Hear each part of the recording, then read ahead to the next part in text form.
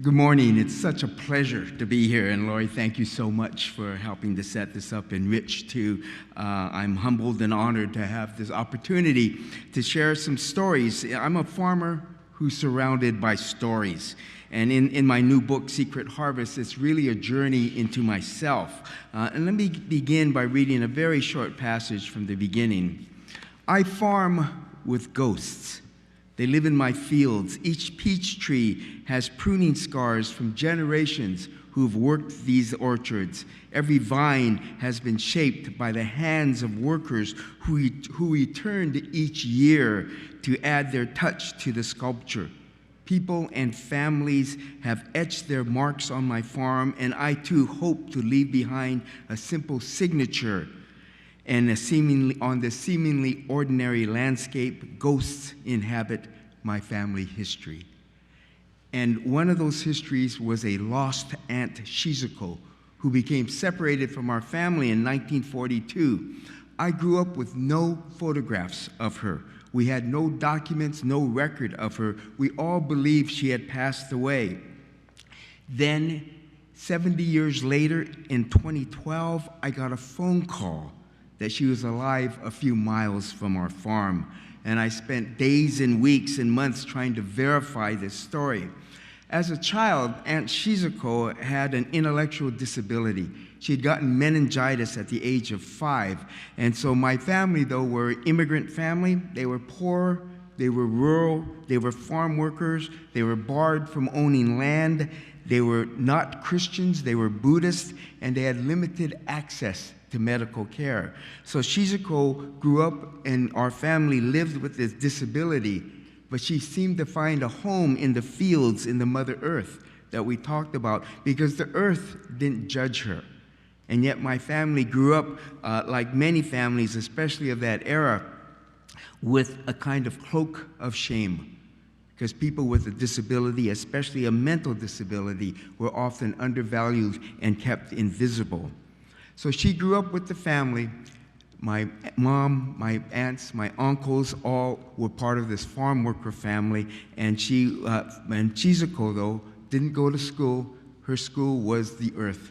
She went out in the fields and worked with the family. Then World War II came, and the internment and forced evacuation of my family. It was an uprooted moment, and they had to make a quick decision what to do with Shizuko. Could she be better off than where they were going? And of course, they did not know where they were going. They didn't know what kind of prison they'd be in. They didn't know how long it would be. So my aunt became a ward of the state, and they gave her up. And from family stories that they told me after I was asking more, they told me this story. My aunt explained it was so very hard. Shizuko clung to my grandmother, refusing to let go, afraid of these strangers. My grandmother wept as these men guided Shizuko away into the car. Over and over, Shizuko cried one of the few words that she knew and the few words she could mouth, "Mama, Mama." Then my grandmother pulled my Uncle Mas aside and made a request. Ask the authorities to make a promise. Yakusoku, she said, make a promise. Honor the promise. And a request was made. The authorities quietly nodded their heads and affirmed their conviction. My uncle returned to reassure my grandmother that the authorities swore they would take care of Shizuko. They would honor the promise. Of course, the irony was the same government that was imprisoning my family and uprooting tens of thousands of Japanese Americans was now promising to take care of my aunt in her disability. And this was a twist, of course. They did take care of her.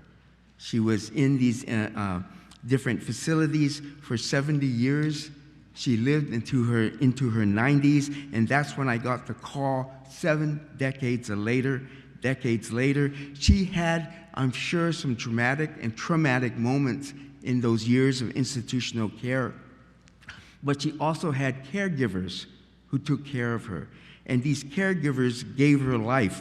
It wasn't a simple story of good guys and bad guys. It was a challenge for me to kind of explore this history and these family secrets and try to put together this legacy of racism, discrimination, struggle, and yet resilience. And this was the stage, just as the earth is my stage, of our family and community. How do you have conversations with family about secrets? That was my challenge, because we never talked about this. How do I talk to my mom about this lost sister? One of the things that I discovered was that it was the context of these decisions that the family made that was the most important. It was initially easy for me to judge. How can you not let something like this happen? How did you not follow up on that?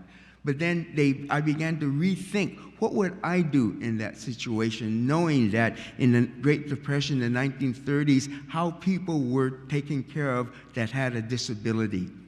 And I remember the term that often I would run across was the idea of shame. And the shame still permeates today when we look at people with disabilities, especially intellectual mental disabilities. It's part of the history that's part of our farm in many ways, because in some ways, it was the land that helped heal these people, because they weren't judged to have a disability when they're out in the fields. And I remember growing up, some of our workers did have disabilities, and they were great workers. And I remember a neighbor, a farmer, who had some type of disability, and at first we were scared of him, and as I grew up with him, he was a kind gentleman. He just wasn't, quote, normal, and it made me rethink what was normal. And it was a twist that the earth and the land remembers, and it was me who had to review and create a new memory. So part of the questions were, of course, looking and piecing together my family history. One was, for example, my grandfather was an expert carpenter, and he made these Japanese temples and pagodas and kept them in at the house that they were renting before the war. These were one of the first things that were burned during World War II because, of course, this was the enemy who created this. My grandfather made these Japanese Buddhist altars called butsudans. And the family couldn't take them with him, so they wondered what they should do. And they contacted a kind neighbor. And it happened to be an Armenian neighbor in Fowler who took care of these butsudans, these pagan altars, while this enemy Japanese was interned and incarcerated. And it occurred to me, of course, these Armenians understood genocide. They understood judgment, and they did take care of these altars and reunited with our family after the war.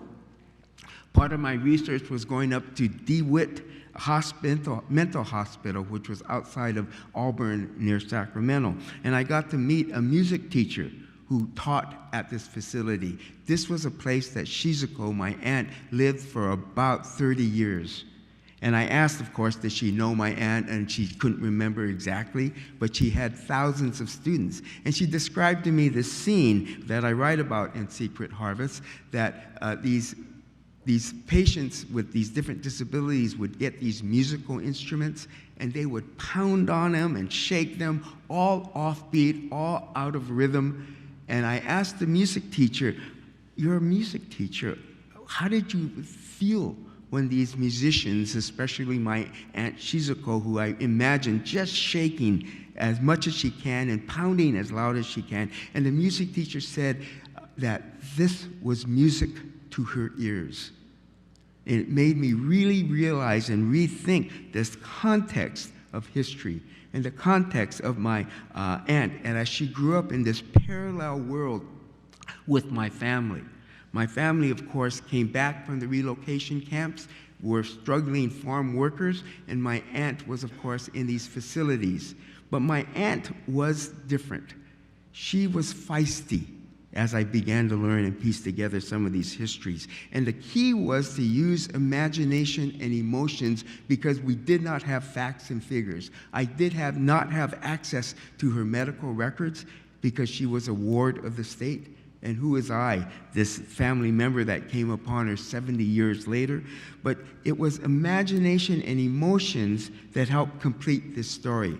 And one of those emotions, of course, was to think about how Shizuko grew up as a part of a farm worker family. She grew up in nature, in the earth, and she continued that as her life unfolded. And one of the things that struck me was when I first met Shizuko, I should back up. The phone call that I got was from a funeral home, Wild Rose Funeral Home in Fresno. And I thought, what is this funeral home phoning me? Are they trying to get me to buy an advance package or something? So, it turns out that Shizuko had a small fund that was built up over the years to take care of her funeral. And Wild Rose Funeral Home and this wonderful, kind-hearted, unsung hero named Renee Johnson wanted to make sure this stranger wouldn't die alone. So she looked up the 1930 census, found my mom with my Aunt Shizuko, phoned her funeral homes, because I had written the obituary for my father, who had passed 2 years earlier in 2010.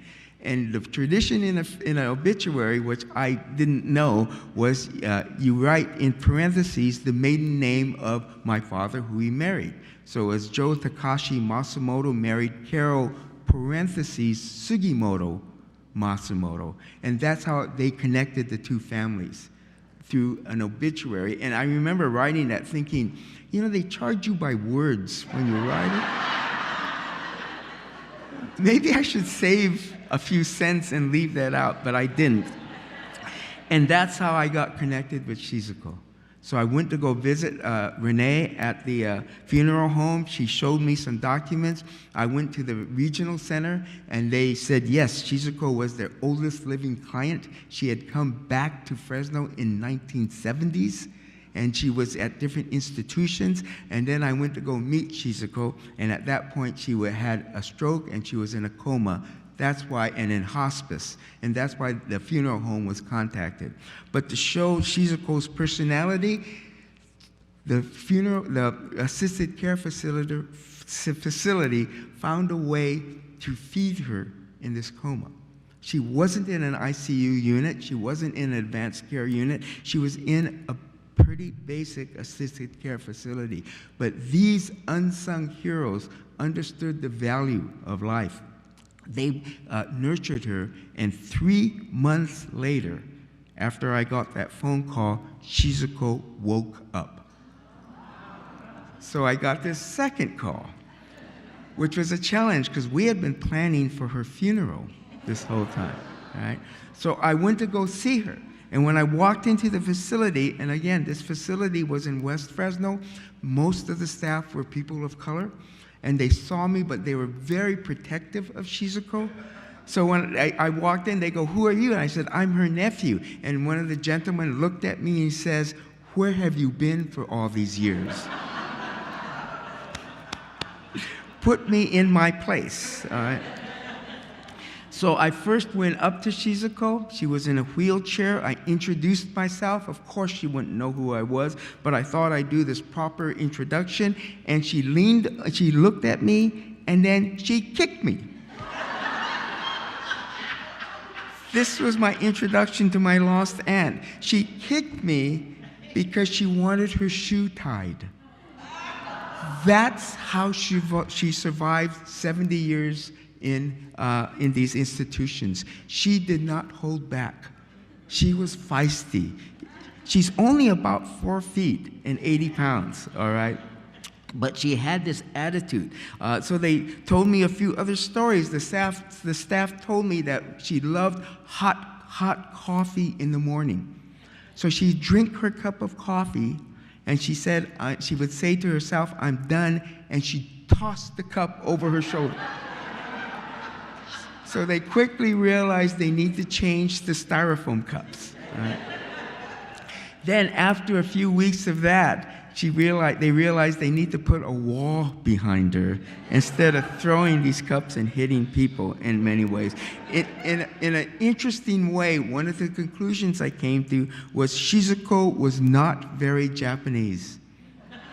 And it was this amazing moment to understand these two dynamics of how my family was grown up to be very Japanese, very quiet in many ways, and Shizuko was not. So we had these parallel worlds growing up with each other, side by side, and they crossed with that phone call. But it made me understand this notion of generational trauma.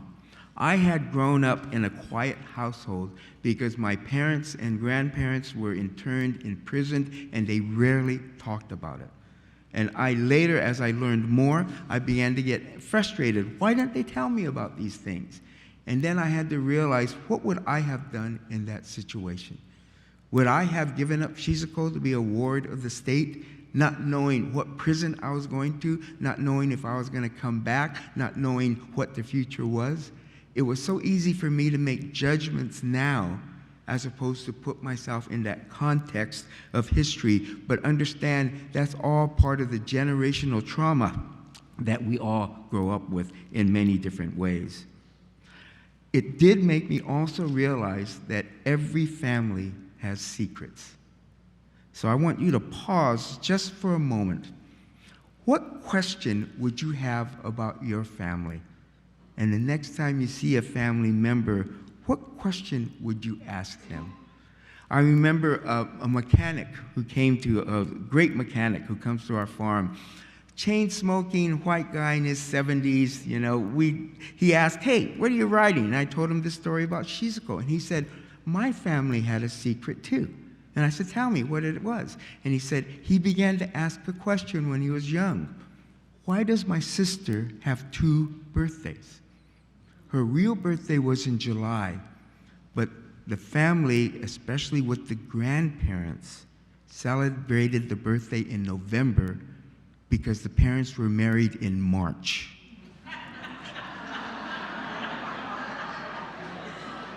You began to understand the context of that child being born and the context of those kind of family stories. And again, the questions that you would have when you would want to ask a member of your family. So I want to pause for a moment and think, what question might you have about your family? I hear a few chuckles that are going, which is great, and understand the context of that secret that's in the family. One of the things I learned was, of course, it's easy to judge family secrets by today's standards and not the context of that situation. And that was part of what unfolded in this book, because one of them was of course, dealing with the topic of disabilities. I thought I understood that world of disabilities, but as I probed into Shizuko's story, I began to learn a whole lot more, not only about how the country kept the secret of disabilities. And I did research. Many cities had, through the 1920s and 30s, what they called ugly laws, where they would not want someone with a disability, especially a mental disability, to be out in public. And it was considered a misdemeanor. It was part of that idea that you keep disabilities hidden and invisible. And that still exists today in many contexts too. But it made you realize that, again, the context of history, the idea of disabilities was not just about my Aunt Shizuko, but a much broader story of our area, of our state, of our country. Also part of it was this notion of looking at disabilities through the lens of a farmer. And how when I farm organically, the notion of what is good and bad, what is right and wrong gets blurred. Because what is a perfect peach? Is it a peach that's huge and red and big, or something that inside tastes wonderful? And that was our own challenge we had on our farm when I first came back in the 1980s, trying to save an heirloom peach.